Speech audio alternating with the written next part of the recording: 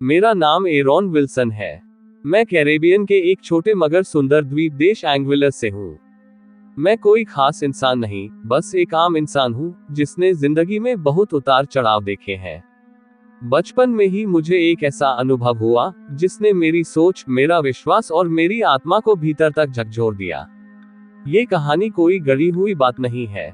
ये वही है जो मैंने अपनी आंखों और कानों से महसूस किया, और आज भी मेरी रूह उस रात की याद से कांप उठती है। 2006 की वो रात, मेरे पापा का देहांत 2005 में हो चुका था।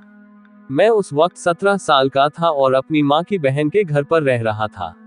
मेरी मौसी Norman Manley international airport Kingston में काम करती थी और उन्हें अक्सर रात की शिफ्ट करनी पड़ती थी। घर में एक नन्ही सी बच्ची थी, मेरी 3 महीने की बहन जैसी भांजी, जिसकी देखरेख की जिम्मेदारी मेरी थी। घर का कमरा जिसमें मैं सोता था, वॉशिंग एरिया के बिल्कुल पास था। सोमवार की रात थी। ठीक 7:06 का वक्त था। मैं अपने बिस्तर पर सीधा लेटा हुआ था, जाग रहा था। न कोई सपना था, न नींद, बस चुपचाप कमरे की दीवार को देख रहा था। अचानक टक टक टक टक खिड़की के शीशे पर किसी ने हल्के से दस्तक दी। उसके साथ ही एक जानी पहचानी आवाज उभरी, जो आज भी मेरे कानों में गूंजती है। किम, ली, सिमोन को बुलाओ। मेरे शरीर में जैसे एक झटका सा लगा। ये आवाज, ये तो मेरे मर चुके पापा की थी। साफ साफ, बिना किसी भ्रम के। उन्होंने 3 नाम पुकारे, किम, ली और सिमोन। सिमोन उनकी सबसे छोटी बहन थी।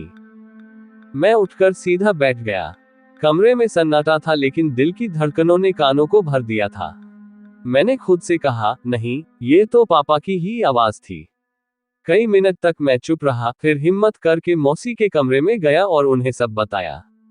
वो हैरान रह गई, मगर उन्होंने मेरी बात को मजाक नहीं समझा। मैंने उसी वक्त उनके लैंडलाइन से सिमोन आंटी को कॉल किया और कहा, पापा आए थे। उन्होंने कहा, किम, ली, सिमोन को बुलाओ। सिमोन आंटी बिल्कुल सन्न रह गईं।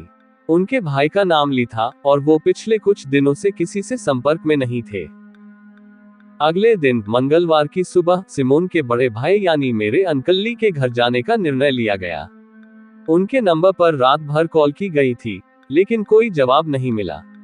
जब अंकल के घर पहुंचे तो देखा कि मक्खियां खिड़की से अंदर बाहर आ जा रही थी। सांस रुक सी गई। उन्होंने तुरंत कॉन्स्टेंट स्प्रिंग पुलिस स्टेशन को फोन किया।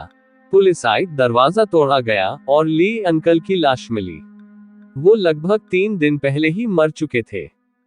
उस घटना के बाद मेरे पूरे परिवार ने मेरी बात पर यकीन किया। ये कोई सपना नहीं था, कोई भ्रम नहीं था। मेरे मृत पिता ने मुझे अपने भाई की मृत्यु की जानकारी दी। एक ऐसा सच जिसे कोई समझ नहीं सकता। हमारे समुदाय के लोग आज भी इस कहानी को सुनकर सिहर उठते हैं। कुछ मानते हैं, कुछ नहीं। पर मैं जानता हूं, उस रात जो हुआ, वो असली था। मैं जानता हूं, मैं कोई लेखक नहीं, मेरी भाषा में शायद कुछ गलतियां हो, पर ये कहानी मेरी आत्मा में गहरी बसी है। मैं एरॉन विल्सन हूं, एंग्विलस से, और ये मेरी सच्ची कहानी है।